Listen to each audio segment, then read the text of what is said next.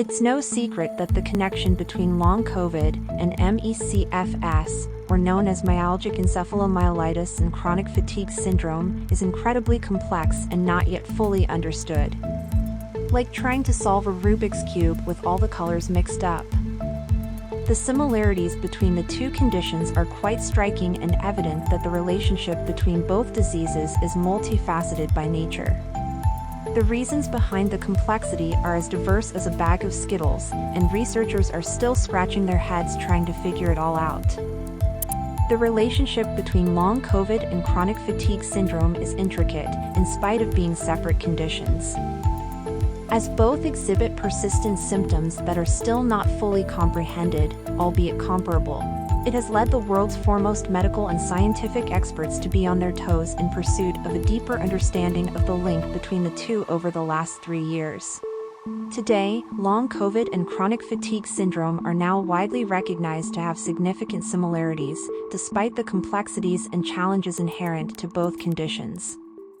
Yet, the questions remain. Where does the comparison between long COVID and chronic fatigue syndrome commence, and more importantly, when will a complete understanding of both conditions be achieved? Unraveling the connection. Evidence-based research is now showing people diagnosed with long COVID and chronic fatigue syndrome often experience a range of shared symptoms which dramatically affect a person's ability to perform daily activities and quality of life. To unravel the connection between long COVID and chronic fatigue syndrome, we cannot undermine the impact both conditions have in various aspects of health, not to mention to the individual physical, cognitive, and emotional well-being.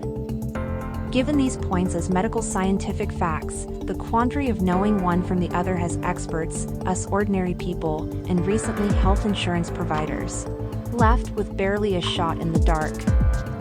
To which we ask, which is which?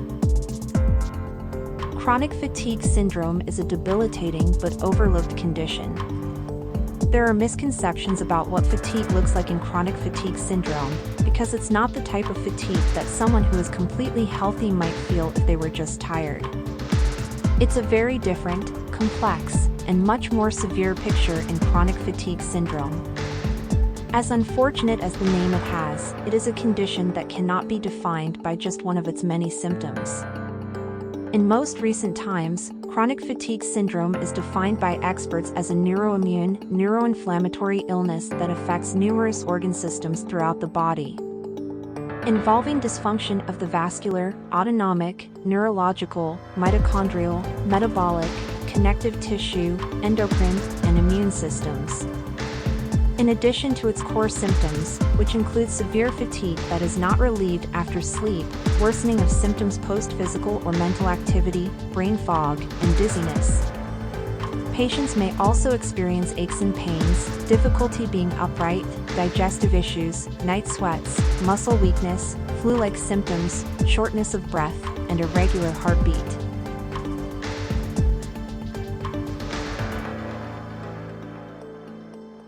Understand that these symptoms have long existed even before COVID-19. Viral and bacterial infections are known triggers for chronic fatigue syndrome. While some patients develop chronic fatigue syndrome gradually over months or years, for many others, the symptoms begin much more rapidly. A hallmark symptom of chronic fatigue syndrome, and now, also long COVID, is post-exertional malaise, which entails an oftentimes severe exacerbation of symptoms after cognitive or physical exertion, which can be delayed. The condition ranges in severity. 61% of people with chronic fatigue syndrome are bedbound on some days, and about a quarter are bedbound all the time. 3/4 are too sick to work, and only about 5% of these individuals will eventually recover.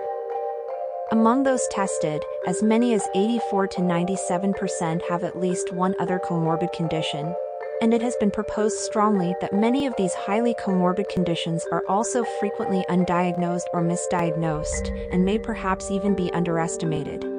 Research has shown that people with chronic fatigue syndrome commonly develop a group of illnesses including autonomic dysfunction and postural orthostatic tachycardia syndrome, mast cell activation syndrome, connective tissue disorders, small fiber neuropathy, autoimmune conditions, and more.